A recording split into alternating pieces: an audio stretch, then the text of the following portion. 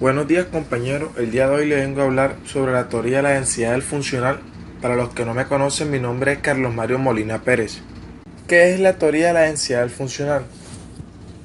La teoría de la densidad del funcional es más bien un método que parte de la teoría de la mecánica cuántica en los años 1964.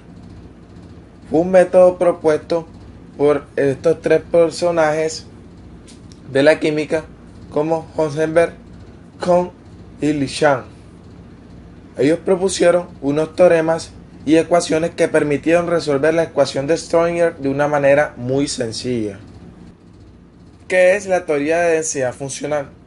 La teoría de la densidad funcional es una técnica que constantemente ha venido creciendo en uso.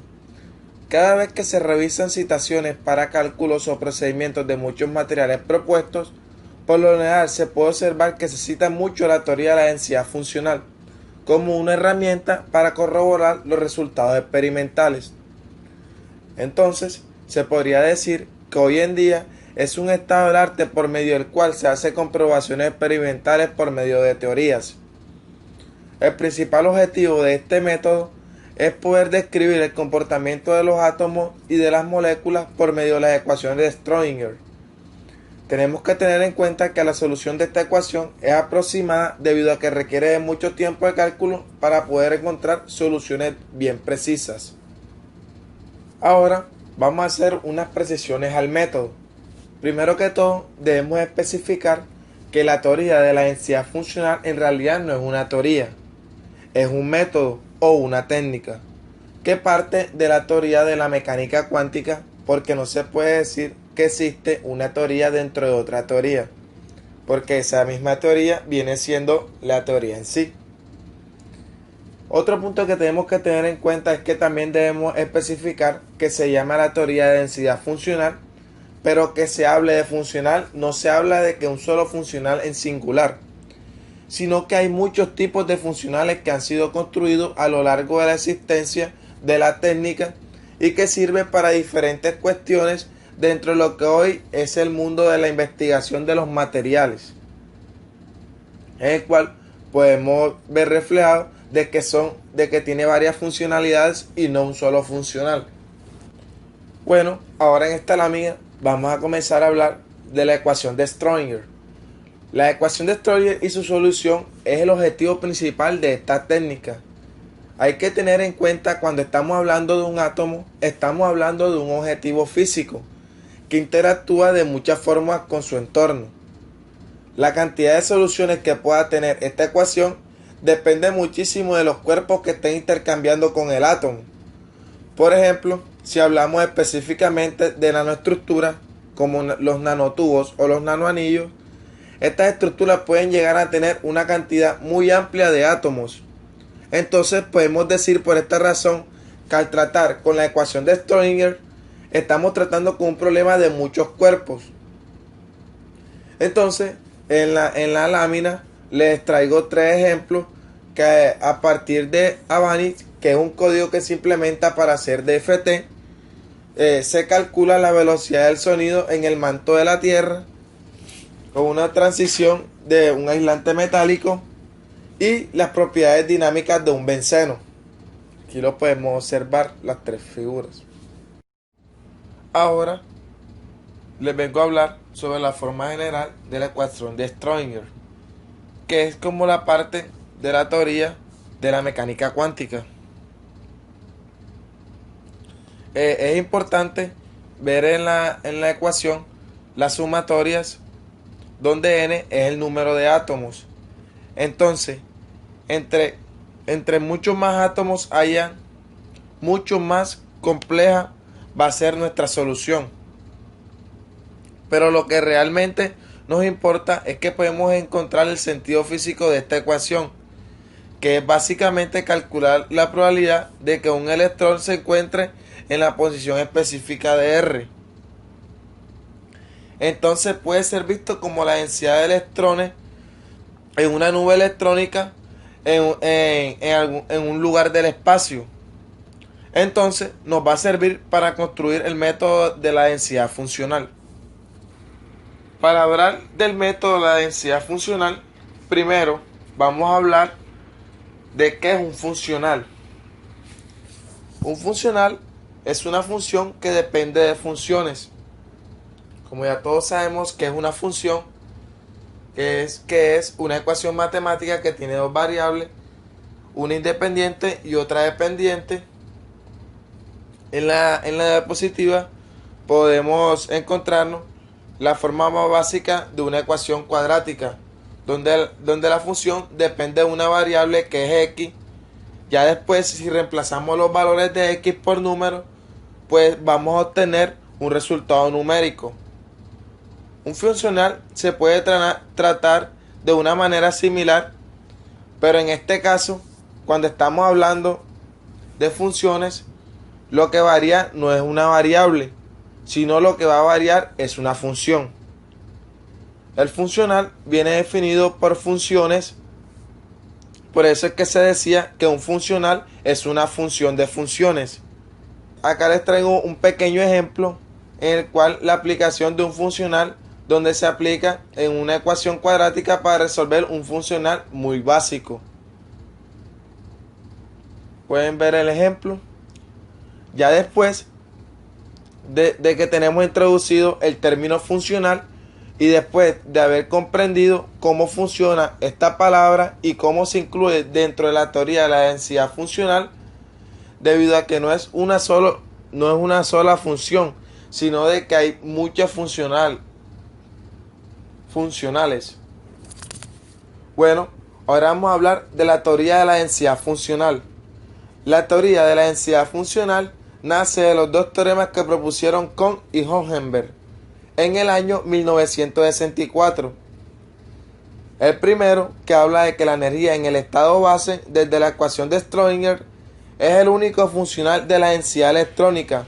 Cuando nosotros evaluamos el estado base de un electrón, por ejemplo, que tenemos que ese estado base tiene la menor energía que pueda tener en ese sistema, entonces en este caso, como nos están diciendo que la densidad electrónica venga comprendida de un sistema, es única para ese sistema y puede venir de la ecuación de Schrödinger. Por otro lado, el segundo teorema dice que la densidad electrónica, que minimiza la energía de todo el funcional, es la verdadera densidad electrónica correspondiente a la solución completa de la ecuación de Schrödinger. Esto es importante porque cuando nosotros encontramos una densidad electrónica que minimiza el sistema a partir de esa densidad electrónica, no se nos va a hacer mucho más fácil porque nosotros vamos a poder encontrar muchísimos resultados de muchas variables que necesitamos, como la magnetización, las direcciones de spin, la susceptibilidad magnética, como la entropía. Entonces, esto queda mucho más sencillo trabajar con estos teoremas, porque primero que todo, cuando nosotros definimos una función de densidad electrónica, tenemos que tener en cuenta que ya solo estamos trabajando con una variable que está en el funcional de las tres coordenadas espaciales. En cambio, cuando tenemos una función que trabaja con cada partícula del sistema, tenemos tres dimensiones, serían 3n, lo que podría complicarnos los cálculos computacionales. Entonces, cuando nosotros planteamos el teorema de la densidad de energía, estamos resumiendo todos los cuerpos que hay dentro de un sistema en una sola ecuación, que vendría siendo la ecuación de la densidad de la energía. También, por otro lado, en el segundo teorema podemos ver que tenemos dos términos que nos incluye toda la información del sistema. El primero es un funcional de energía que contiene todos los términos conocidos en el sistema. Y el segundo es un funcional de energía que tiene en cuenta la energía de correlación e intercambio magnético. Como podemos observar en la diapositiva, el término de la funcional de energía conocida incluye las cuatro interacciones en un sistema muy básico que puede haber entre dos electrones. Los términos son: el primero, la energía cinética de electrones, que es básicamente el movimiento de electrón. El segundo, las interacciones de Coulomb entre los electrones y núcleos. El tercero, las interacciones de Coulomb entre pares de electrones. Y el cuarto, las interacciones entre pares de núcleo, que vendría siendo los términos de energía para los iones. Una parte también que hay que aclarar también es que el funcional de energía de intercambio se conoce como el funcional de las correlaciones de intercambio, que define todos los efectos que no están incluidos en la mecánica cuántica. Por ejemplo, los electrones que tienen unas interacciones consigo mismos, o por ejemplo también los orbitales que entre ellos mismos interactúan de una manera tal que se genera un solapamiento que se puede describir por medio de este funcional.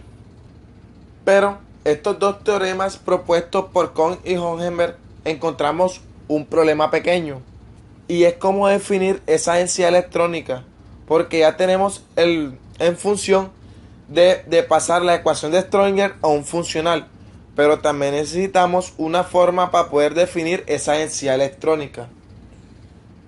Entonces es cuando Kohn y Chang propusieron el uso de unas ecuaciones que facilitan de esta manera esta labor y su solución. Tenemos una ecuación que es la siguiente, que podemos observar en la diapositiva, con 4 términos importantes. El primero, que es la energía cinética de cada electrón. El segundo, que es el potencial de interacción de electrones y un grupo de núcleos. O sea, si es un sistema de muchos cuerpos, un electrón con respecto a cada núcleo de cada cuerpo. El tercero, un potencial de Hartree, que está definido por el término que observamos en la diapositiva, que define la repulsión de Coulomb de electrones entre uno que uno elija y la densidad electrónica total definida por todos los electrones en el problema. Y por último, cuando tenemos un potencial que corresponde al intercambio asociado a la energía de correlación de intercambio, esta energía de correlación de intercambio está asociada a una derivada funcional que define las contribuciones de intercambio magnética y la correlación que hay entre los diferentes orbitales para los diferentes sistemas. Esta parte es muy importante para poder definir las densidades electrónicas. Ya después de hablar en sí de la teoría de la densidad funcional, que en resumen serían las dos teorías que les acabé de hablar en la diapositiva anterior, ahora les hablaré una parte básica de los algoritmos. Para solucionar un problema de muchos cuerpos, como habíamos dicho, el objetivo de la densidad funcional es resolver la ecuación de Schrödinger para un sistema de muchos cuerpos, pero utilizando un método que nos permita a nosotros reducir esas ecuaciones, que serían muchas. Eso nos generaría un grave problema, debido a que por si un electrón para cada sistema, un ejemplo, un nanomaterial, eso nos va a generar muchos problemas, en el cual se implementa utilizar esta técnica para reducir todas esas ecuaciones en una sola ecuación, para enfocarme en una partícula y a partir de esa partícula ya definir todas las propiedades que me afecta el sistema, porque en ese electrón uno va a tener el mismo comportamiento para el resto de electrones, en ese solo electrón y su densidad de electrones, porque no necesitamos ver las interacciones de electrón a electrón, sino que lo que necesitamos conocer es la del electrón y la nube electrónica. Entonces, a partir de esas consideraciones podemos plantear el problema de muchos cuerpos, que se conoce como el ciclo de ontoconsistente, que es el que podemos observar en la diapositiva, que es la forma como se implementa la teoría de la densidad funcional para verificar las diferentes cantidades de un sistema. El primer paso que tenemos que tener en cuenta es definir una densidad electrónica de prueba que se propone para los diferentes tipos de materiales, y cada sistema tiene su densidad electrónica.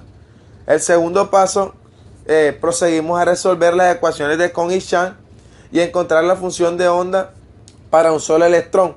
Con esta función de onda, que partió con la densidad de onda de prueba, nos encargamos de encontrar una densidad electrónica que haya sido definida por los datos encontrados. El tercer paso es que calculamos la densidad electrónica definida por las funciones de onda de una sola partícula de Kohn y Chang. debido a que las ecuaciones de Keynesian ajustan muy bien al sistema real. Y el cuarto paso es que comparamos las densidades electrónicas calculadas con la densidad electrónica usada al resolver las ecuaciones de Keynesian. Si son iguales, esta es la densidad electrónica del estado base. Si son diferentes, entonces la densidad electrónica de prueba debe actualizarse y se debe repetir el proceso. También ahora podemos definir cómo funcionan los diferentes códigos en la teoría de densidad funcional.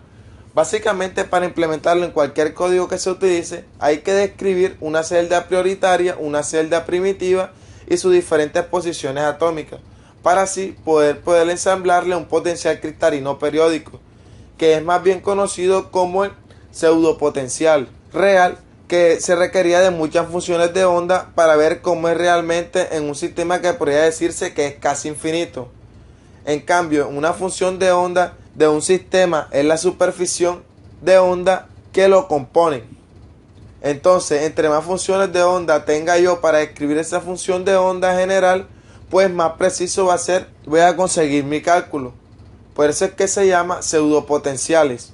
Debido a esto, por eso es importante que el DFT, porque soluciona la ecuación de Schrödinger para un número de celdas de pseudopotenciales que uno quiera incluir.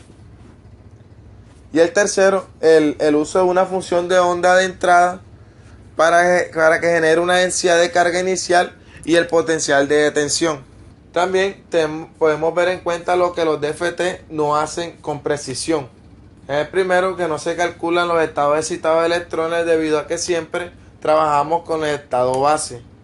Tampoco se pueden estimar las bandas de energía debido a que eso no lo pueden obtener valores precisos. Y por último, también se tienen muchas dificultades en hacer las fuerzas atractivas de Van der Waals que existen entre los números de átomos y moléculas. Bueno, compañeros, aquí les traigo un pequeño ejemplo que fue tomado de un libro que se basa en los cálculos experimentales en la práctica para predecir la estructura del cobre. No me quise meter mucho con las ecuaciones matemáticas debido a que requieren de mucha computación. Más que la parte fundamental es encontrar por medio de las gráficas de DFT en el cual es la estructura de más baja energía del cobre. Las celdas cristalinas utilizadas fueron la cúbica simple, la cúbica centrada en las caras y la hexagonal compacta. Una cosa que tenemos que tener clara es que uno con DFT no puede predecir cuál es la estructura cristalina de un sistema, porque uno solamente puede solucionar son estructuras específicas. Para el caso del cobre, que sabemos cuál es el nivel más bajo de energía, que sería en la celda cristalina, la cúbica centrada en las caras. También existen varios códigos para implementar el DFT. Lo implementado en este ejemplo es el BAS, también está el ABINI y etc. Siguiendo con el ejemplo, proseguimos a hacer el ciclo autoconsistente, en el cual serían los tres pasos fundamentales, que sería el primero construir la celda cúbica, el segundo definir los vectores de posición dentro de las diferentes celdas y por último escoger el funcional de la energía para extraer los parámetros de red calculados. Y podemos observar en los resultados por medio de la gráfica, se puede concluir que los cálculos de DFT concuerdan con los experimentales y queda pues demostrado que los parámetros de red de estructura cúbica centrada a la cara en la gráfica podemos observar que es la celda de menor energía. Bueno, compañeros, aquí están las referencias. Muchas gracias por escucharme. Hasta luego.